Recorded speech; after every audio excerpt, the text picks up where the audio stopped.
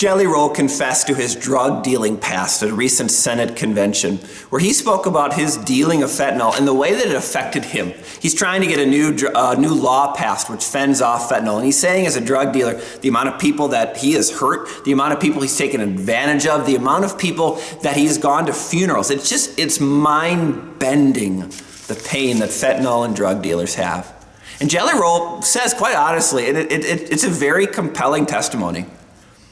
He says, quite honestly, I thought I was right. I thought this was going to make me happy. I thought the freedom of pleasure was just going to give me everything I wanted. And he's saying, looking back on it, just brought death, just brought destruction. It brought suffering to those that I loved and I thought I cared about, but no, it's just people that I used.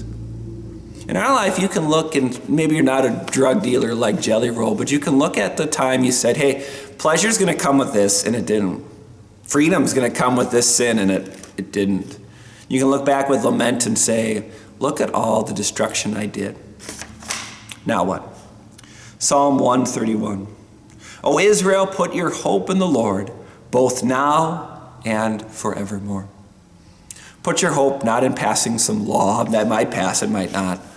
Put your hope in the Lord, the forgiving Lord, the gracious Lord, the Lord that when you need him and you've got a prayer, or when you don't think you need him, he's still there for you. You can look back at the sins of your past. We all do. You can look back at the guilt and shame and want it to go away.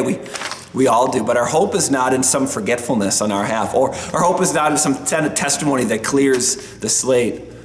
Our hope is in the Lord, the maker of heaven and earth, who sent his Son to be our Savior, who loves sinners, even though he knows my past and yours, loves sinners, and sent Jesus anyway.